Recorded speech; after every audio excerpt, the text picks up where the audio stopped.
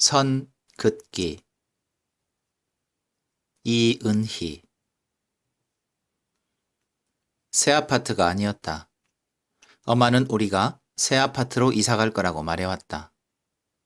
그 말은 알고 보니 새로 살게 될 집이 아파트라는 뜻이었다. 도시 고속도로 바로 옆, 지은 지 30년 된 8동짜리 새 아파트 뒤쪽은 달동네였다. 나는 아파트 단지 인근이 영화에서 본 할렘 같다고 말했다가 엄마를 언짢게 했다. 우리 집 베란다에서 내려다보면 을씨년스러운 동산과 거기에 납작 붙은 빈집들이 훤히 보였다. 시에서 도시미화 사업을 한다더니 정말로 동네 곳곳에 원색의 그림들이 있었다. 금간 담벼락을 뚫고 병아리가 나오려 하는 모습이라든가 콩나무가 블록을 쪼개고 자라나 비스듬한 전봇대를 휘감는 장면이 그려져 있었다. 피아노 건반이 그려진 계단 너머 언덕길에 무지개가 칠해져 있고 무지개 너머에는 부스담한 빈집들과 생존권을 보장하라 라는 붉은 글귀들이 있었다. 그곳에 관해 이야기했다가 엄마에게 아주 혼이 났다. 절대로 그곳에 가지 말라는 말을 들었다. 이사를 오자마자 엄마는 예민해졌다. 동대표가 은근히 텃세를 놓는다며 불만스러워했다. 이웃집 사람들도 마음에 들지 않는다고 했다. 앞집 사람은 쓰레기 봉투를 현관문 앞에 내놓는 습관이 있었는데 때론 거기에서 액체가 흘렀다. 저 사람들 왜 저러는 거야? 쓰레기 국물이 흐르잖아. 쓰레기 국물이. 라고 엄마가 신경질을 내서 나는 밥을 몇 숟갈 못 먹었다. 국그릇을 보자마자 메스꺼웠다. 유액이 울컥거리는 것을 느끼며 버스를 탔다. 가방을 열고 버스 카드를 꺼냈을 때 생리대가 쏟아져 버렸다. 나는 구둣발들 사이에 쪼그리고 앉아 생리대를 전부 주웠다. 총 7개를 가지고 나왔는데 어찌 된 건지 한 개가 보이지 않았다. 먼지를 털어 챙기는데 마음이 급했다. 누군가가 학생 여기 라고 말해서 돌아보니 생리대 1개와 내가 담배를 보관하는 주머니가 떨어져 있었다. 전부 집어넣고 일어섰을 때 기묘한 표정의 아저씨들과 눈이 마주쳤다. 얼굴 한가운데 홍조가 몰린 듯도 하고 뭔가 냄새를 느끼기라도 하는 듯한 표정이었다. 등굣길을 잇기 위해 나는 그림에 집중했다. 오전 9시 20분의 빛을 놓치면 안 되었다. 9시 20분에서 50분까지의 빛은 형태의 가장자리를 넓고 투명하게 만드는데 서서히 엷어지다가 투명해지는 그 지점을 자연스럽게 그려내는 것이 내 목표였다. 커튼 틈으로 들어온 직선의 빛이 선생님의 머릿결과 귓볼, 어깨와 팔에 부딪혀 곡선으로 튕겨나가는 장면을 기억해 두었다.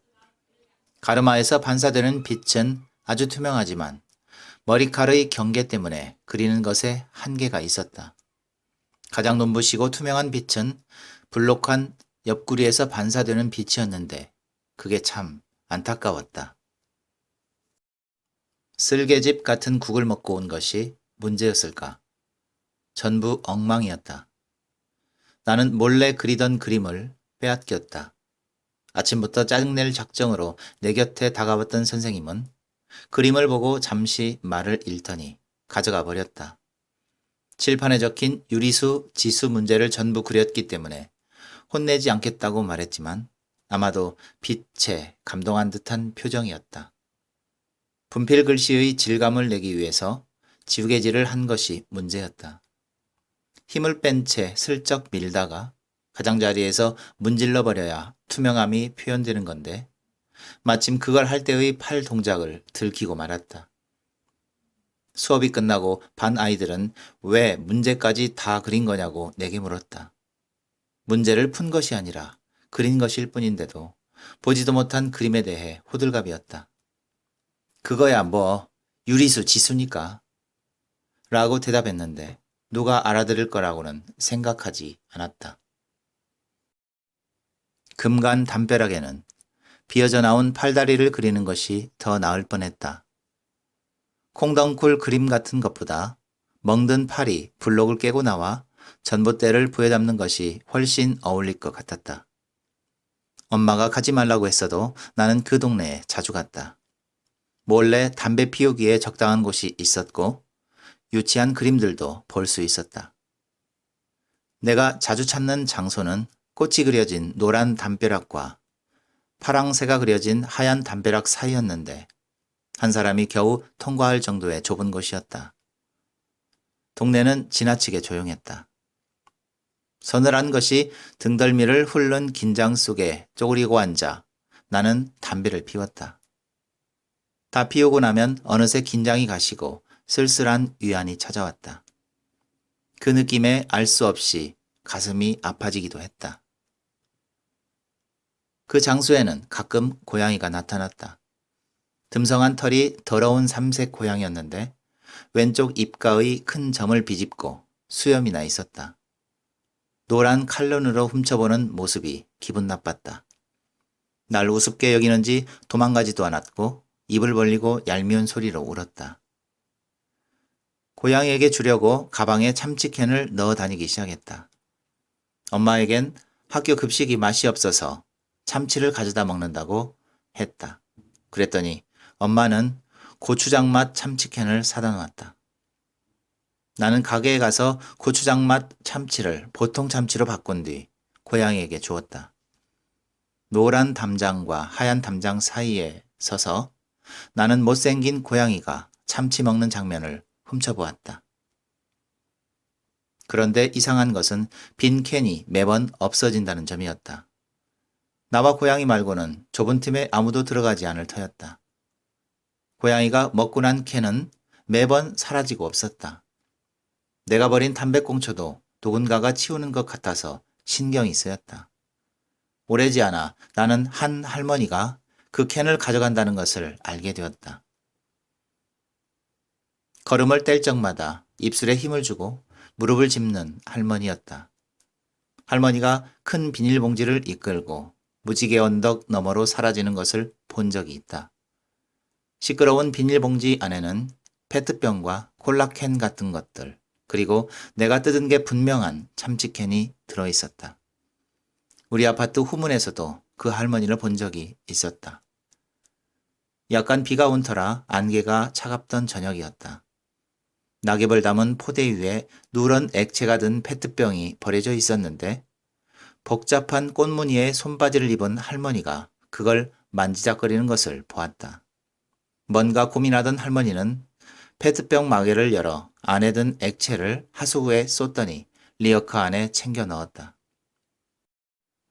리어카에는 페트병과 캔 몇 개, 플라스틱 요구르트병을 모아놓은 뭉치가 들어있었다. 할머니는 그 리어카를 끌고 젖은 잎이 깔린 길을 천천히 걸어갔다. 나는 어쩐지 외로운 기분이 들었다. 그래서 저녁의 풍경을 수채 색연필로 그려야겠다고 생각했다. 물을 발라 진해진 노란색으로 은행잎들을 그리고 싶었다. 그리고 먼 바다처럼 아득하게 안개를 그리고 싶었다. 그러려면 울트라마린과 다크 브라운을 섞어 은회색이 천천히 번지도록 해주고 안개가 가장 짙은 부분에는 검정을 섞어 경계를 만들다가 희게 비워두면 될 것 같았다. 그런데 몰래 그려야 한다는 것이 문제였다. 엄마는 내가 그림 그리는 것을 좋아하지 않았다. 디자인 전공을 할 거라면 모를까 미술학원에 보내지 않겠다고 했다. 내가 생각해도 내게 투자하는 것보다는 아파트에 투자하는 것이 분명 나은 일이었다. 우리 엄마 아빠에겐 빚도 많았다. 10년이나 15년 정도는 있어야 아파트의 진짜 주인이 될 수 있었다. 물론 그 안에 이 아파트를 부수고 새로 짓는 일이 일어날 거고 그때는 어쩌면 엄마 아빠가 앉은 채 돈을 버는 일이 생겨날지도 몰랐다. 그래 보았자 빌린 돈을 갚는 데 쓰겠지만 누가 보더라도 서양화 전공보다는 그게 나은 일이었다. 비밀이 하나만 있으면 좋겠다고 생각해서였다. 아빠가 사둔 담배를 훔쳤다. 처음에는 몇 번만 피워볼 생각이었지만 결국 내내 담배를 피우게 되었다. 아무도 눈치채지 않아서였다. 기습 소지품 검사를 했을 때 담임은 내 물건을 유심히 보지도 않았다. 검은 주머니에 담은 16색 파스텔 상자 속에 담배가 있는데도 아무도 눈치채지 못했다. 파스텔 도막으로 다글다글한 상자가 색색의 가루로 덮여서인지 아니면 몸무게 32kg밖에 안 나가는 애는 담배를 안 피울 거라고 생각해서인지 알 수 없었다. 한 번은 담배를 필통 속에 넣어 두었는데 그래도 아무도 알아채지 못했다. 사실 한 사람은 알긴 할 테지만 그 사람이 누군지를 알아낼 수가 없었다. 그때 마침 우리 반이 체육 수업 중이었고 누군가가 빈 교실에 들어와 도둑질을 했다. 나는 그날 오렌지색 펜과 사비 연필을 잃어버렸지만 담배만은 멀쩡히 남아 있었다. 우리 부모는 내 키가 작다는 것을 그리 걱정하지 않는다. 언젠가는 잘할 것이라고 막연하게 생각하는 것 같았다. 내가 이미 고등학생이라는 사실도 자주 잊어버리는 것 같다. 내게 아동 사이즈의 옷을 사입히기 때문일 수도 있다. 이사 오고 처음으로 반상회에 참석했던 날, 엄마는 나를 데리고 동대표의 집으로 갔다. 외동딸이라고 나를 소개했을 때 동대표 아줌마가 이렇게 말했다. 어머, 고등학생인데도 아직 애기 같네. 나는 그 말을 듣고 어쩔 줄 몰랐다. 우리 엄마는 그렇죠. 7살에 학교 들어가서 아직 어려요. 라고 대답했는데 어쩐 일인지 자랑스럽기라도 한 기색이었다. 덩치로 따지면 나보다 큰 아이도 있었지만 반상위에 따라온 아이들은 전부 초등학생이어서 나는 어디에든 숨고 싶었다. 사람들은 음식물 쓰레기를 창밖으로 던지는 주민에 관한 회의를 했다. 엘리베이터는 이미 한참 전부터 경고문이 붙어 있었다. 베란다 밖으로 음식물 쓰레기를 버리는 주민을 목격하신 분은 경비실로 신고 바랍니다. 라는 글귀가 붓펜으로 적혀 있었는데 볼 때마다 감탄이 나올 정도로 명필이었다. 다들 음식물 쓰레기를 버린 것이 자기가 아니라는 걸 증명하려는 것처럼 더럽잖아요. 범인이 누굴까요? 그것 때문에 고향이 들어와요. 라고 서둘러 말했다. 아무 말도 하지 않는 사람은 13층 아저씨였는데 사람들은 괜히 의심하는 표정으로 아저씨를 바라보았다. 우리 엄마는 좋은 옷을 꺼내 입고 결혼할 때 받았다는 먹거리를 하고 있었다. 마스카라가 칠해진 속눈썹이 벌레의 다리처럼 보였다. 그러게요. 누가 놀러 왔다가 보기라도 하면 당장 품이 없어 보이잖아요. 라고 했는데 엄마에게는 아무도 맞장구 치지 않았다. 엄마를 향해 어떤 아줌마가 난데없이 말하길 우리들은 여기에 10년 넘게 살았어요. 라고 했다. 눈을 크게 뜨고 눈동자를 위아래로 굴리는 모습이 마치 갓 이사 온 우리 집에 융자가 많이 끼어 있다는 것을 알기라도 하는 듯한 표정이었다. 음식물 쓰레기에 관한 이야기는 별다른 답을 찾지 못한 채 다른 화제로 넘어갔다. 아파트 안에 들어와서 폐품을 집어가는 할머니가 있다고 했다. 재활용품 수거함에서 돈 될 만한 쓰레기들을 골라간다는 것이었다. 경비 아저씨들이 매번 내쫓았는데도 그 할머니가 자주 눈에 띈다고 했다. 혹시 참치 할머니인가? 할머니의 인상착의에 관한 이야기가 나올까봐 나는 귀를 기울였다. 어떤 아줌마가 그 할머니를 흉보고 있었다. 인근의 다른 노인들은 거리를 돌며 폐지를 모으는데 그 할머니는 야가서 아파트 주민들이 모아놓은 폐품을 공짜로 집어간다는 것이었다. 내내 말이 없던 13층 아저씨가 입을 열길 아, 그거 어차피 버리는 건데 누가 가져가면 어때서 그래요? 라고 했다. 그러자 사람들은 일제히 아저씨에게 말했다. 아니, 그런 사람이 폐품 말고 또 뭘 훔쳐갈지 어떻게 알아요? 사람들이 중구난방으로 떠들었다. 경비실에서 맡아준 택배가 없어진 게 한두 번이 아니에요. 그리고 생각해봐요. 우리에겐 물건을 마음대로 버릴 권리가 있잖아요. 그건 다 관리비에 들어가는 거예요. 그리고 우리가 버리는 걸로 누가 왜 괜히 먹고 살아요? 우리 엄마에게 은근한 견제의 눈길을 보내던 아랫집 아줌마는 이렇게 말했다. 지난번에 그 할머니가 구루마로 우리 차 긁고 갔어요. 다음에 그 할머니 눈에 띄기만 해봐요. 나 가만 안 있을 거예요. 그 할머니도 당해봐야 알지. 동대표 아줌마는 혀를 찼다. 내가 사실은 그 할머니를 내내 챙겨주고 있었어. 우리 집에서 뭐 생기면 나는 뭐 하다가 그 할머니 갖다 줬다고. 아파트 안에 들어오지 말라고 내가 미리 그렇게 생각해주고 있었는데 기어코. 동대표 아줌마는 목소리를 낮추더니 소근거렸다. 그 할머니가 부동산 몇 채를 가진 노인네라는 얘기가 있어. 그런데도 악착같이 폐지 줍고 구청에서 복집이 다 타먹고 아주 지독한 노인네라고. 누군가가 자기도 들었다며 맞장구를 쳤다. 50대 사업가 아들이 벤츠 타고 나타나서 이런 일 좀 그만 좀 하시라고 말리더래요. 라고 말했다. 취미로 운동 삼아 그거 하는 거겠지 뭐. 우리한테 피해 안 주면서 하면 누가 뭐래? 우리한테 피해를 주니까. 나는 귓전을 때리는 말들 때문에 어지러웠다. 입안으로 위액이 약간 넘어왔다. 우리 엄마는 듣고만 있었다. 집에 가고 싶다고 말했지만 엄마는 조금만 참으라고 말했다. 반상 위에서 돌아와 결국 엄마와 싸웠다. 토할 것 같다고 했는데 엄마가 짜증을 냈다. 계란말이 해주면 먹는다고 했잖아. 라면서 식탁에 억지로 앉혔다. 팽이버섯을 넣고 만들 거라고는 생각하지 못했다. 보건 시간에 기생충에 관해 배운 뒤로는 밥상에서 팽이버섯을 보고 싶지 않아졌다. 촘촘히 말린 계란말이에 가지런히 들어찬 팽이버섯의 단면은 거기에 흰 알이 수도 없이 모여있는 것처럼 느껴졌다. 생선 내장 속에 들었다는 회충이나 사람 뱃속에서 꺼낸 십이지장충 사진을 본 것이 생각나서 그걸 먹느니 죽고 싶었다. 눈물을 떨어뜨리고 있는데 엄마가 소리를 질렀다. 너 말 안 들을 거면 나가. 들어오지 마. 그렇게 말하고는 엄마가 안방으로 들어가 거칠게 문을 닫아버렸다. 나는 잠시 흐느껴 울다가 담배를 챙겨 들고 밖으로 나왔다. 해가 진 그 동네가 무서웠지만 나는 노란 담벼락과 하얀 담벼락 사이를 찾아갔다. 노란 담에 그려진 꽃은 물뿌리개에서 떨어지는 물망울을 맞고 있었다. 어둠 속에서 보니 빨간 꽃이 섬뜩해 보였다.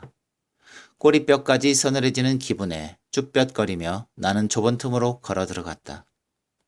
어둠에 눈이 익자 비로소 그곳이 익숙해 보였다. 나는 담배를 붙여 막 피우려던 찰나 그 안을 들여다보는 참치 할머니와 마주쳤다. 나는 벌떡 일어났다. 할머니도 놀란 기색이었다. 할머니와 내가 마주 본 채로 몇 초간 얼어붙은 정적이 흘렀다. 할머니는 한쪽 팔로 무릎을 짚고 리어카를 세우더니 나를 향해 손을 저었다. 그건 하던 일을 계속하라는 의미인지 일어서지 말고 앉으라는 말인지 알 수 없었다. 나는 담배를 떨어뜨리고 얼른 비벼 껐다. 할머니는 끙 소리를 내며 돌아서서는 리어카를 끌고 가버렸다. 어둠 속에서 할머니가 무지개 언덕을 오르는 것을 보았다. 그 뒷모습에는 어떤 취미도 없어 보였다. 나는 여드름을 그린 적이 있다. 내 앞에 앉은 아이의 목에 솟은 여드름이 검지 손톱 크기로 자라나 검붉은색으로 익어가는 것을 스케치했다. 마지막 날에는 뾰루지가 터져서 셔츠 깃에 묻었는데 피 섞인 고름방울이 맺힌 것도 그려두었다. 출산에 관한 다큐멘터리를 보았던 가정수업 시간이었다.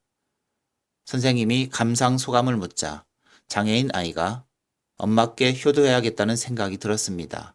라고 말했다. 내 앞의 여드름 여자애는 작은 소리로 쟤네 엄마는 진짜 열 받았겠다. 낳고 보니까 쟤였던 거잖아. 라고 말했다. 다큐멘터리에서 소처럼 부르짖던 산모는 출산이 끝난 소감을 묻자 애기 나올 때 굉장히 시원해요. 변비 있다가 확 뚫리는 느낌?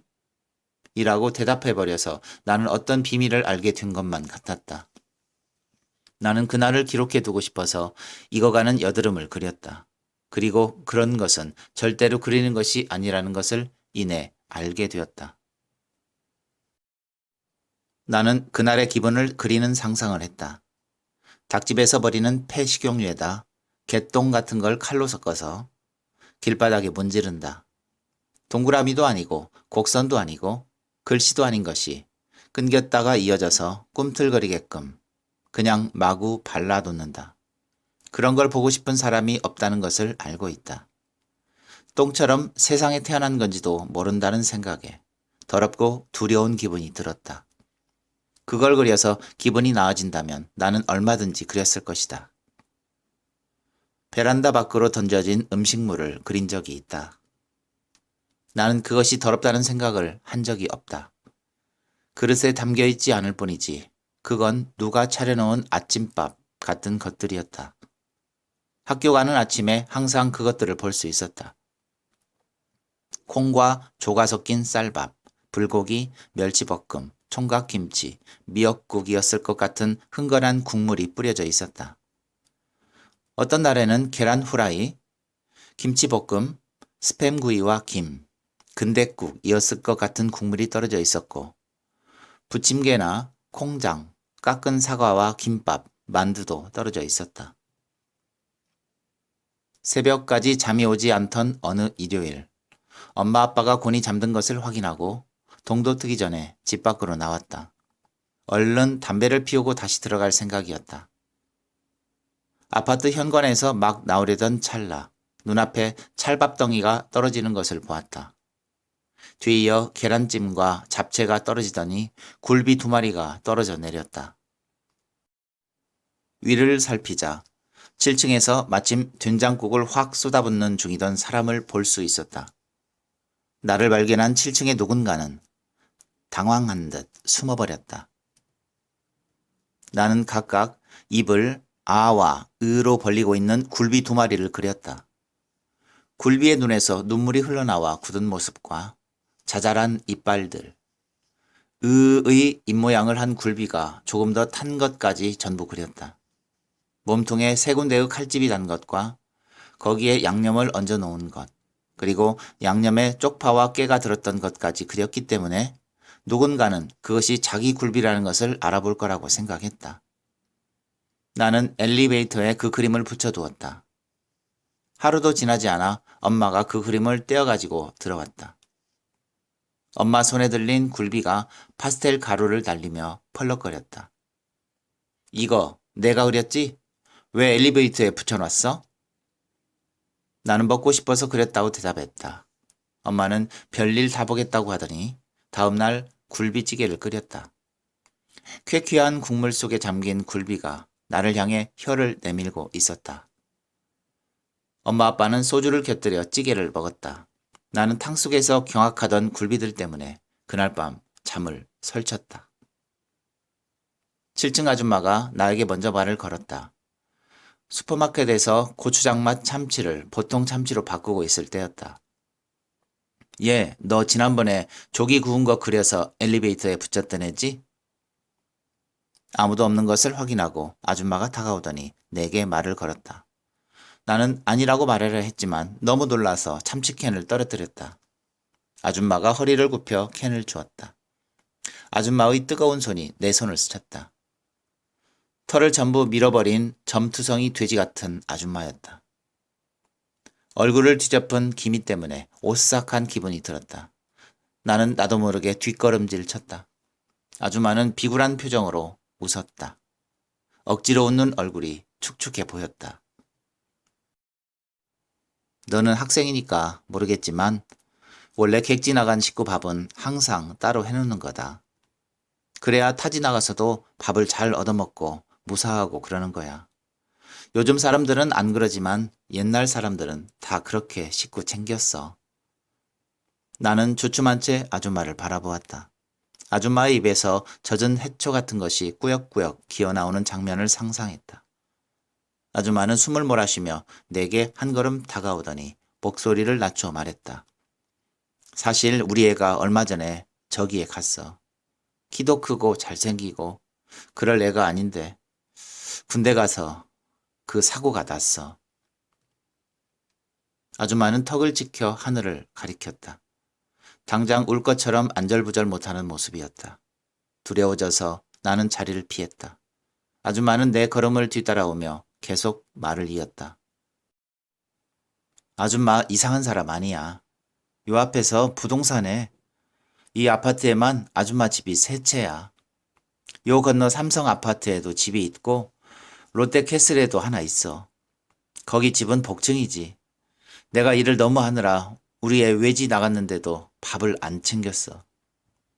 워낙 키가 커서 뭐 먹고 들어오면 또 배고프다고 하는 애인데 집 밖에서 잘 얻어는 먹고 있나 신경 썼어야 했는데 내가 그걸 못했어. 아줌마는 말을 하다 말고 눈가를 훔쳤다. 너 오빠가 얼마나 잘생겼는지 아니? 우리 아들이 장동건, 조인성보다도 잘생겼어. 내가 이사 온 지 얼마 안 되어서 우리 아들을 모르는구나. 이 동네 여자애들은 우리 아들 다 알아. 아줌마는 숨을 헐떡이며 달동네 입구까지 나를 따라왔다. 나는 건반이 그려진 계단에 발을 올려놓다가 돌아섰다. 아줌마가 울고 있을까봐 일부러 얼굴을 보지 않았다. 저 지금 아줌마 처음 봐요. 그러니까 걱정하지 마세요. 나는 도미 파솔 시의 계단을 뛰어 올라갔다. 그리고 콩나물을 지나 내 고양이가 기다리는 좁은 틈으로 갔다. 처음 이사 왔던 날 나는 옥상까지 걸어 올라가 보았다. 15층 옥상에서 아래를 보고 싶었는데 문이 잠겨 있을까봐 걱정했지만 쉽게 열렸다. 누군가 죽고 싶다면 여기에서 곧장 죽을 수 있겠구나 하고 생각하며 옥상에서 내려왔다. 그 뒤로 다시는 거기에 가지 않았다. 혼자 있기에는 지나치게 넓고 문이 너무 쉽게 열렸다. 어느 날 새벽 아파트에 경찰이 왔다. 재활용품을 훔치는 중이던 할머니를 잡아갔다고 한다. 이상한 사람이 단지 내에 침입해서 이상한 행동을 하는 것 같다고 누가 신고했다는 말을 들었다. 그 일에 관해 이야기하는 엄마 아빠는 평소보다 힘없는 말투였다. 아파트 사람들은 이런가? 하는 아빠 목소리는 어딘지 자신 없게 들렸다. 캔이 딸그랑거리는 소리 때문에 신고가 들어왔다고 하는데 할머니가 경찰을 따라가지 않으려고 해서 소란이 커졌다고 했다. 그거 훔치면 절도죄야? 엄마가 물었다. 아빠는 아니지 라고 한 뒤 버린 건데 라고 덧붙였지만 여전히 자신 없는 목소리였다. 나는 그날 아침 학교에 가다가 할머니의 리어카를 보았다. 재활용품 수거함 근처에 세워진 리어카 안에는 원래 뭐였는지 알 수 없는 긴 봉, 캔이 든 비닐봉지와 신문지가 담겨 있었다. 경비 아저씨가 그걸 끌고 가서 관리실 뒤쪽에 세워두는 것을 눈여겨봐 두었다. 하지만 학교에서 돌아왔을 때에는 리어카가 보이지 않았다. 그리고 한참 동안 할머니도 보지 못했다. 엄마는 내게 왜 고추장 맛 참치를 보통 참치로 바꿔가느냐고 물었다. 슈퍼마켓 점원 아가씨가 그런 소리를 하더라고 했다.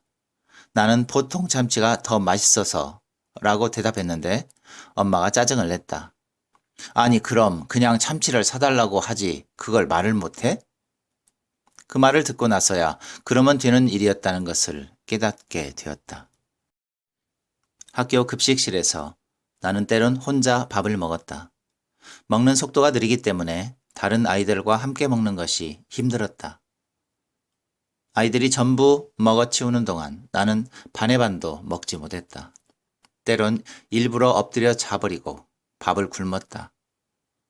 입에서 침이 잘 안 나와서 삼키는 게 힘든데 누구든 내가 음식 먹는 것을 답답하게 보았다. 어떤 아이는 내가 밥을 먹는 것을 한참 구경했다.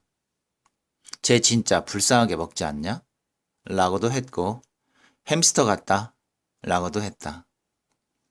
숟가락을 잡으면 나는 오랜 시간을 들여 어렵사리 먹었다. 때론 내가 먹은 음식들이 잔뜩 부풀어 올라 배 속에서부터 나를 안아주기도 했다. 하지만 그런 때는 가끔이었고 주로 굴러 떨어질 것 같은 느낌이 들었다. 아기 염소 대신 돌이 든 것도 모른 채 끊임없이 갈증을 느끼는 늑대처럼 나는 딱딱한 배를 안고 겨우 걸었다. 그 말이 뭐가 그렇게 잘못되었다는 건지 알 수가 없었다. 엄마는 내가 그렇게 말하면서 엄마를 노려보았다고 하는데 그래서 너무 상처받았다며 아빠에게 하소연을 하고 있었다. 너 진짜 그따위로 말했어? 아빠가 나를 노려보았다. 나는 그렇다고 대답했다. 뭘 사과하라고 하는 건지 알 수가 없었다. 귀찮다는 말이 버릇없는 말도 아니고 왜 날 낳았는지는 평소에 궁금해하던 것이어서 튀어나온 말인데 그렇게 나쁜 말인 것 같지는 않았다. 엄마는 상처받았다면서 세상이 무너지기라도 한 것처럼 주저앉아 울고 계속 나를 나쁜 사람으로 만들고 있었다. 미안하다고 해도 소용이 없었다. 아빠가 말했다. 지수, 너 사는 게 귀찮냐? 나는 대답하지 않았지만 아빠가 말을 이었다. 너 어린 게 그런 소리 하면 정신이 이미 썩은 거다. 공부하는 학생 입에서 나올 말이 아니야. 아빠는 마치 자기는 귀찮지 않기라도 한 것처럼 말하고 있었다. 자기들 멋대로 세상에 태어나게 하더니 말도 내 맘대로 못하게 한다.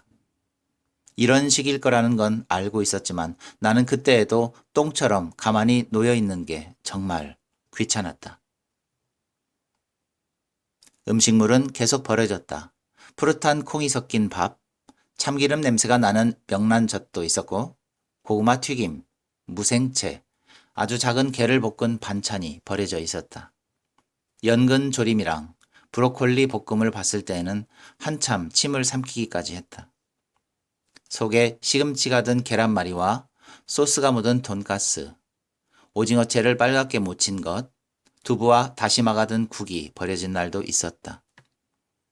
어떤 날 아침엔 김치 넣고 끓인 콩 비지찌개, 꽈리고추와 함께 볶은 꿀색 멸치들이 떨어져 있었다. 나는 또 어떤 반찬을 보게 될지 기대했다. 7층 아줌마의 비밀은 아무도 알지 못했다. 엘리베이터에 붙은 경고문이 낡아서 떨어지자 음식물 쓰레기 무단 투기 엄금이라고 적힌 경고문이 다시 붙었다. 엄금을 빨간색 매직으로 쓴 글씨였는데 글자 위에 불이라도 붙은 것처럼 화가 많이 난 필체였다. 7층 아줌마가 고등어 조림을 했던 날 나는 그 냄새가 달콤하다고 생각했다. 생선 조림에 든 무에다 밥을 비벼 먹고 싶다고 했더니 엄마가 양미리라는 생선을 사왔다. 뱀토막 같은 모양도 싫었지만 사람 이름이 붙여진 게 무섭고 싫었다. 이거 양미리라는 거야 하는 목소리를 듣자 지난번에 임연수라는 생선을 먹으라고 했을 때처럼 기분이 나빠졌다. 나는 좁은 틈에 자주 갔다. 날이 추워지면서 고양이가 보이지 않았다. 전날 열어둔 참치캔이 그 자리에 그대로 있었다. 나는 새 참치캔을 따서 놓아두고는 담배를 피웠다. 떠난 걸까? 설마 나쁜 일을 당한 걸까? 하도 못생긴 고양이여서 누가 이유 없이 괴롭힐 수도 있었다. 나는 누가 고양이 꼬리에 불을 붙였다는 뉴스나 높은 곳에서 던져버렸다는 뉴스들을 생각했다. 못생긴 고양이가 다시는 여기에 오지 않을까봐 두려웠다. 그래도 당분간은 참치캔을 놓아두고 기다려볼 생각이었다. 담배를 다 피우고 일어나려는 순간 어지러워 벽을 짚었다. 눈앞이 노랗고 다리가 후들거렸다. 다시 주저앉았다가 천천히 일어나는데 담과 담 사이에 할머니가 서서 나를 보고 있었다. 고양이 찾나? 할머니가 물었다. 나는 당황해서 대답을 못했다. 할머니가 말했다. 구청에서 사람들이 와가 고양이 다 잡아갔다. 할머니는 나를 흘끗 보더니 덧붙였다. 그 사람들이 고양이 한 대 잡아갔다가 한 대 풀어놓더라. 며칠 있으면 다시 보일 기다. 할머니의 리어카는 무사했다. 할머니는 리어카에 매달아 놓은 봉지를 뒤적였다. 그리고 이리 와봐라. 이리 나와봐라. 하고 내게 손짓했다. 나는 주춤거리고 다가갔다. 할머니는 토스트를 꺼냈다. 흐뭇한 눈으로 웃고 있었다. 이거 따뜻하니까 갈라 먹자. 나는 입에서 담배 냄새가 날까봐 가만히 있었다. 할머니가 나눠주는 대로 토스트 절반을 받아 먹었다. 우리 아파트 후문 앞 토스트 집에서 쓰는 포장지였다.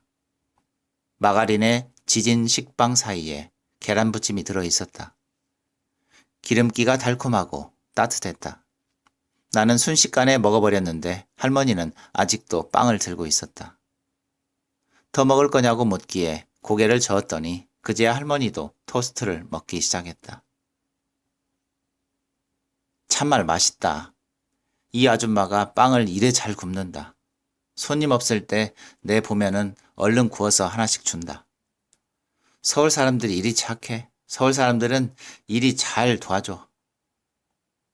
토스트를 다 먹은 뒤 할머니는 좁은 틈에 들어가 참치캔을 들고 나왔다. 참치 줄 때에는 깡통째 주지 마라. 고양이 입 다친다. 라고 말하며 할머니가 물끄러미 나를 보았다. 어린 몸에 불을 떼고 그러면 안 된다 아이가. 키 커야지. 나는 무안해서 고개를 숙여버렸다. 할머니는 지그시 웃는 기색이었다.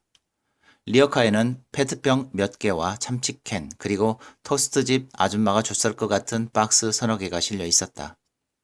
할머니는 그걸 끌고 언덕 저편으로 갔다. 7층 아줌마가 드디어 들키고 말았다.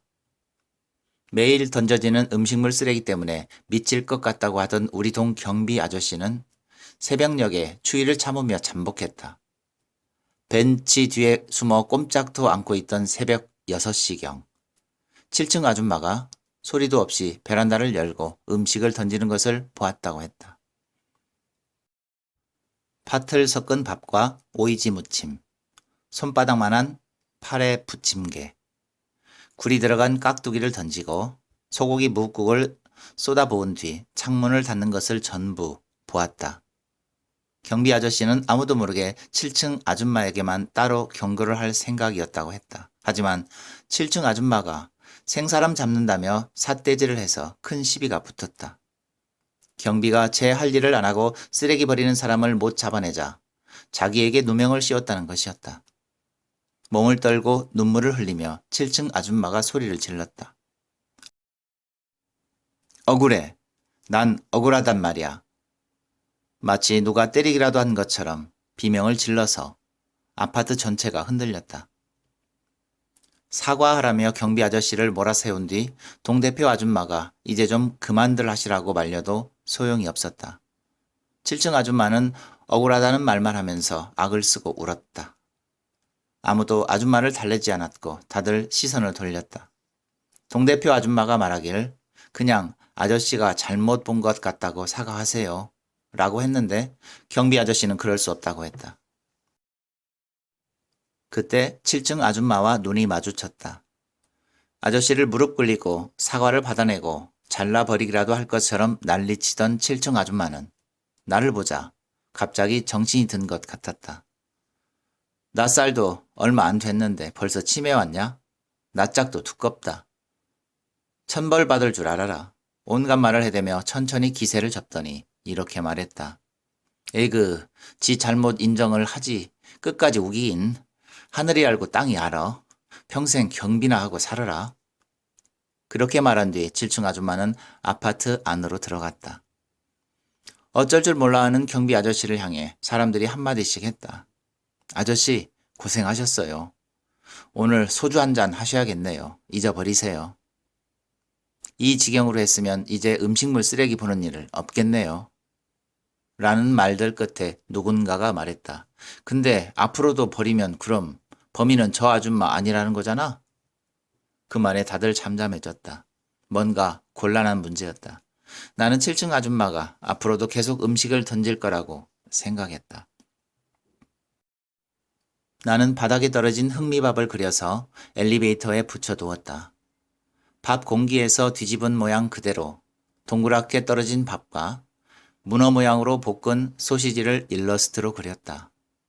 문어 모양의 소시지가 피망 조각들 사이를 누비며 두리번거리고 보라색 밥덩이를 찔러보는 것을 그렸다. 보라색과 분홍색 색연필은 쓸 일이 거의 없었기 때문에 색감 연습으로 괜찮은 그림이었다. 어떤 문어 소시지는 하늘을 향해 무릎을 꿇고 기도하는 모습으로 그려두었는데 7층 아줌마를 위해서 한 일이었다. 쉽지 않은 것은 직선으로만 완성하는 그림이었다. 나는 할머니를 위한 그림을 그려보고 싶었지만 아주 신중해야 했다. 최초의 선을 어디에 어떻게 긋느냐에 따라 그림이 결정될 터였다. 그래서 나는 꽤 오랫동안 첫 번째 선을 긋는 것에 관해 생각하며 지냈다. 색은 총 5가지를 표현하기로 계획을 세웠다. 흰색과 검은색, 흰색의 검은 부분과 검은색의 흰 부분, 그리고 그림자의 색, 귀퉁이에서부터 그을 것인지 한가운데에서부터 그을 것인지 마음속으로 시작해 보았다가 매번 지웠다. 거친 선으로 그릴지 날카로운 선으로 그릴지부터 결정해야 했다. 촉이 가느다란 검정펜을 만지작거리기만 할 뿐 시작을 못하던 어느 아침에 첫눈이 내렸다. 나는 할머니의 리어카를 오랜만에 보았다. 리어카 안의 박스 몇 장이 눈에 젖어 있었다. 그날 나는 아주 천천히 선을 그어 그림을 그렸다. 여러 번 덧대어 긋자 눈을 맞은 듯 음영이 지고 한숨이 나오는 선들이 생겨났다. 나는 그림의 바닥부터 맨 위까지 선이 쌓이게 놓아두었다. 결이 되고 면이 되도록 빈 종이에 선을 모으는 기분이었다. 신기하게도 어떤 선은 포동하고 뽀얀 빛을 지녔다. 손끝부터 어깨를 지나 반대편 손끝까지인 것처럼 어떤 것은 벌린 팔을 닮아 보였다. 우리 반 아이들은 그림을 보고 의아해했다. 너 왜 선긋기 해? 미술 처음 하는 사람이라 하는 거잖아? 나는 이렇게 가득 모아서 주고 싶은 사람이 있다고 대답했다. 누군가 알아들었을지 모르는 일이었다.